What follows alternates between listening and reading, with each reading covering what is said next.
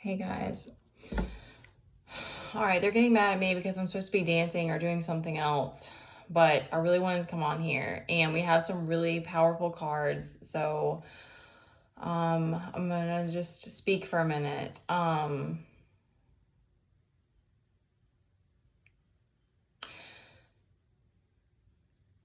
It seems like the more that I've been on this journey, it's like it's taken time to kind of understand and then continue like the learning process of like embodiment and like specifically divine feminine, divine masculine, and how much our conditioning and our programming and the family life that we grew up in and stuff has had such a profound effect on us, and how crazy relationships can truly be and trying. And it's like when we're in this space where it's like you're looking at each other from the outside, it's like it's either like it feels impossible or it's like it feels like it's too good to be true, or like because like we're also just observing each other through this window. And I definitely try to bring authenticity, but I mean, anyway, um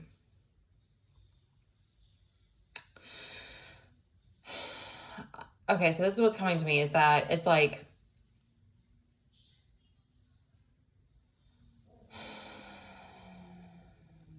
there's this just this there's this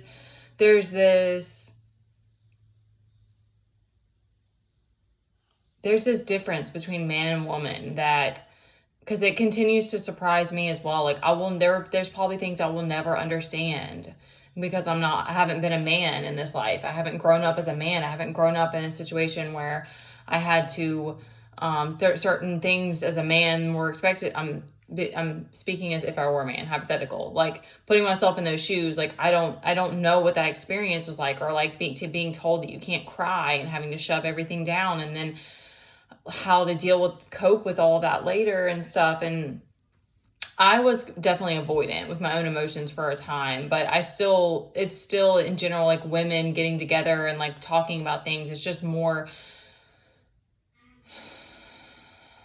just a little bit, it's more socially accepted. And even outside of that, it's like, there's just these different roles that we play. And I think that it's just we're continuing to learn how to love. And just this came to me yesterday specifically because it's like this idea of unconditional love, it's like that's what we strive for, but it's very hard. It's very hard to have a relationship that doesn't have boundaries. It's very hard to have a relationship that you don't piss each other off. Like, you're gonna piss each other off. And you need the conflict to grow, and you're gonna cross each other's boundaries sometimes. Like, and so it's like you're striving for unconditional love, but it's not that you're not gonna mess up sometimes, or that you're not gonna cross wires. So there's so much acceptance that comes with this journey, and it's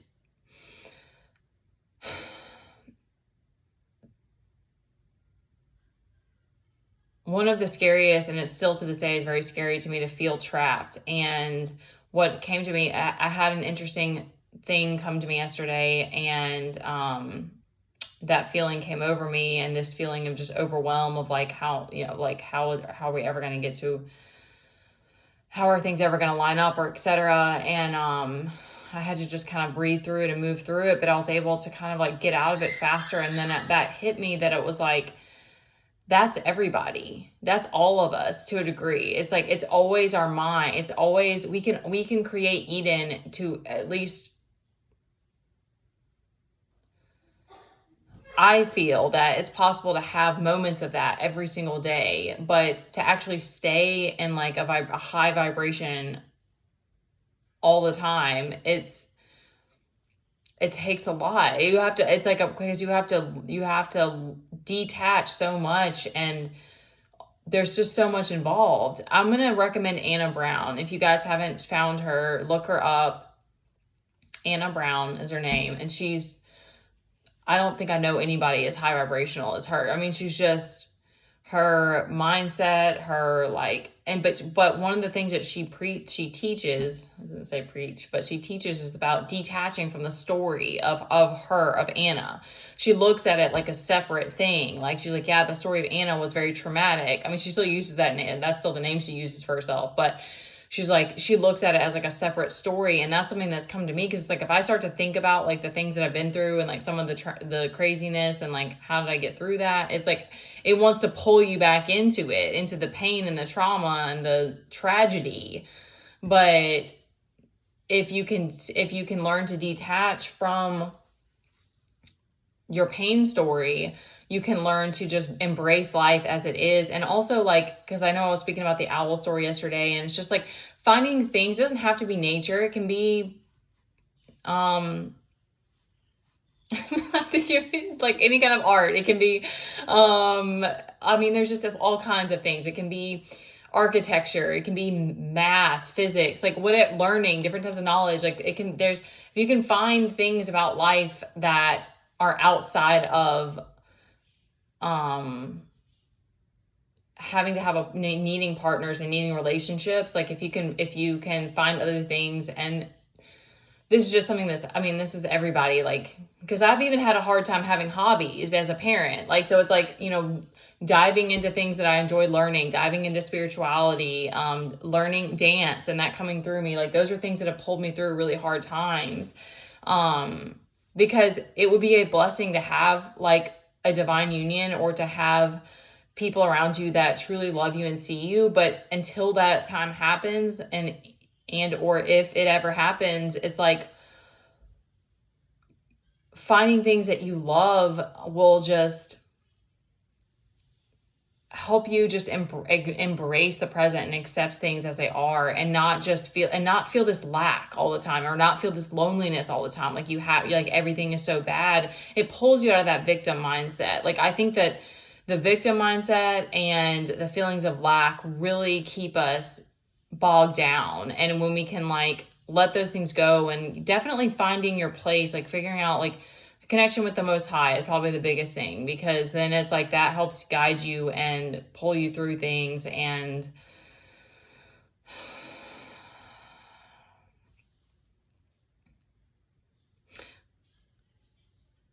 like accepting that people just,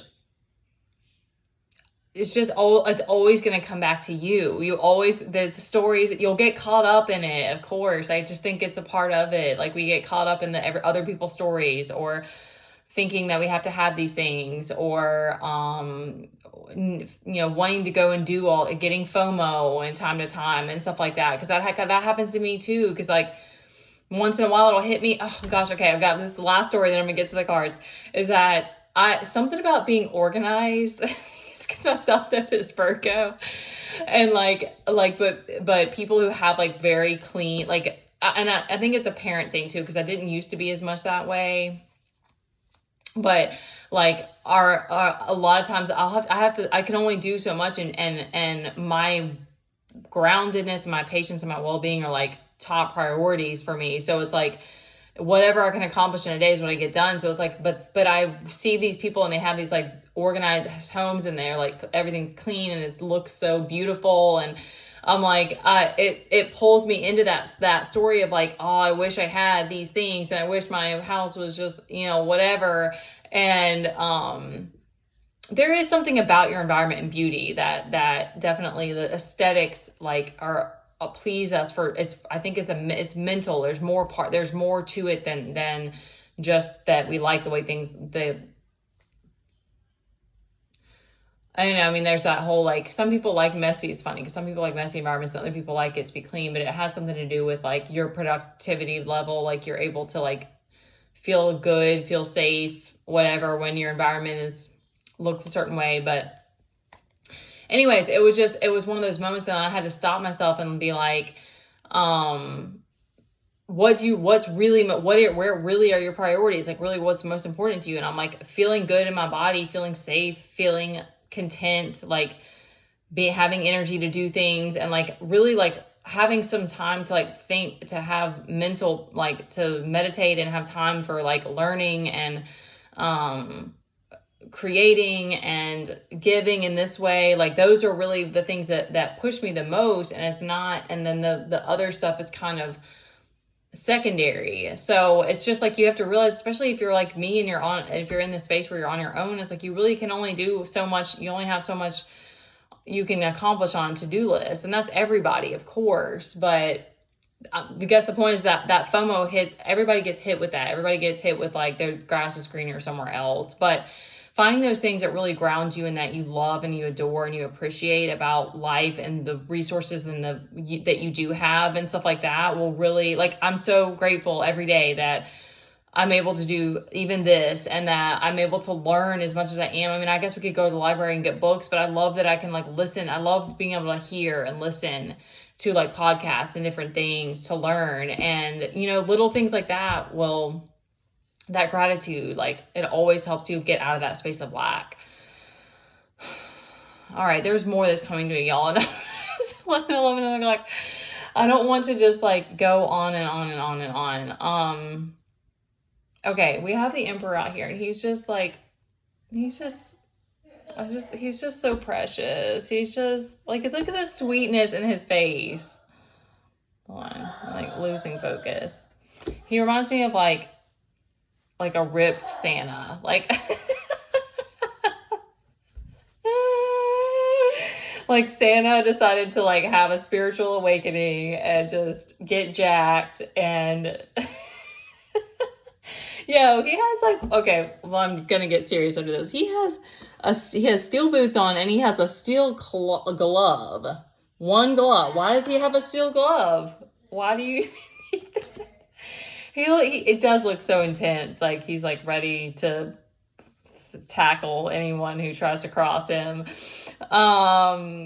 So, I mean, that's showing, and we also have the High Priestess out here. So that's showing that you're very grounded right now. That's the energy that's coming through. There is some mental turmoil. We've got the 8 of Swords, and the 9 of Swords is reversed. So, it could be that you're just you're in a battle right now, like a mental battle about something.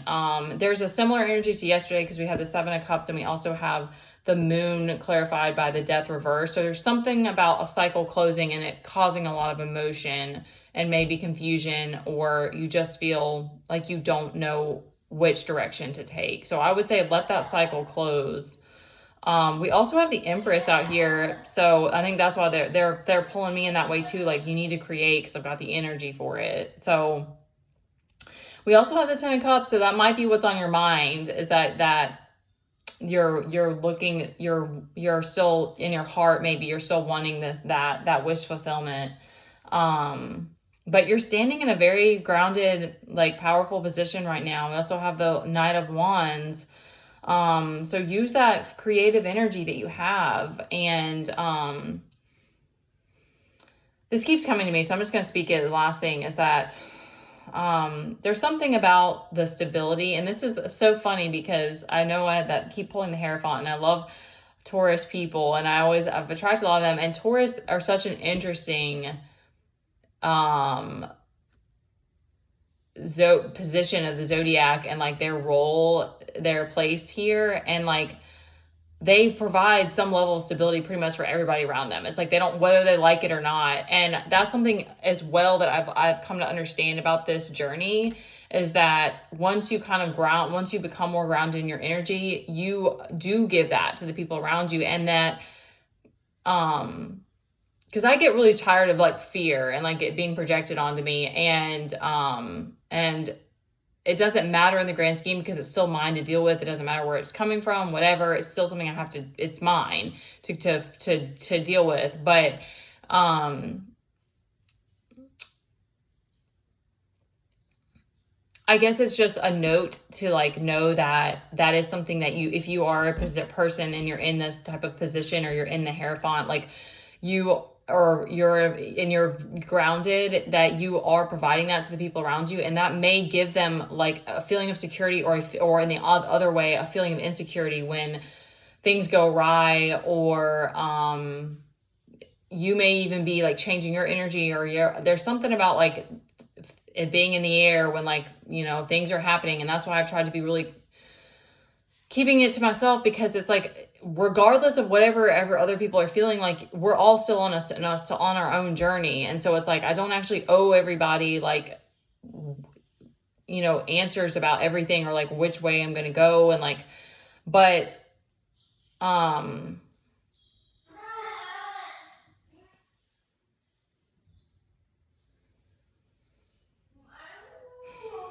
I'm trying to figure out why specifically they're giving me that. I guess you have to choose you at some point, or at the end of the day. And I think that what happens is, it's like, there's all this, like, if you decide to like make a big change in your life, and you've been someone who's like an emperor in your community, it's going to cause all this ruckus and this people projecting fear at you and stuff like that, because they're feeling it too. But if you are in this type of position, or you are moving in a way that you're trying to help everybody, you're still trying to, your goal is still to help everybody around you, then you have to, you're still expected to be that. Like, that's why it's so hard, because it's like, you're also just trying to like be sensitive and subtle to the things that are going on. But you have to, at some point, decide what you're going to do. I mean, or other people are going to decide it for you. They're also giving me that note. And know that the dust is going to settle at some point, and that, like, if you, like I said, if you are that person that your concern is the well-being of not just yourself, but those around you, that, oh my gosh, this is getting confusing.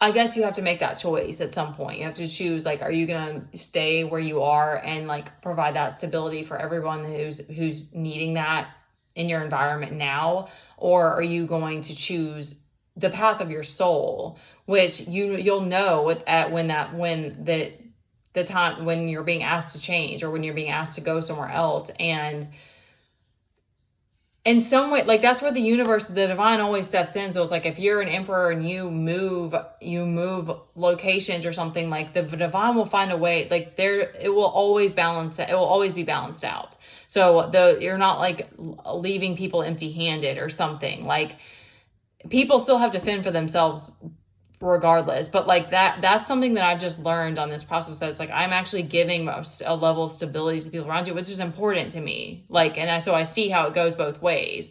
So it's like, I try to be grounded, not only for me, but for people around me. But that also means that they start to depend on that. And,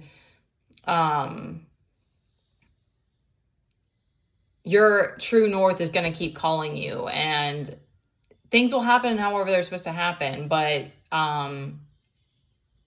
I think we all have to take that leap of faith at some point, if we're going to choose a new way, and just have to move through the anxiety, and wish the best for everybody around you regardless, and know that there will be another person that steps in. Like, that's what I mean, is it's like, we don't have control over that anyways. Like, we don't have control over who's in these positions of power and stuff like that, because the divine will step in and the divine is who throws people off their throne. It's not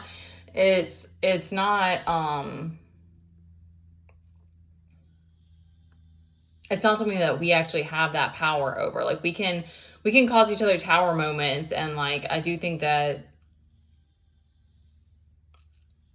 we influence each other's energy, but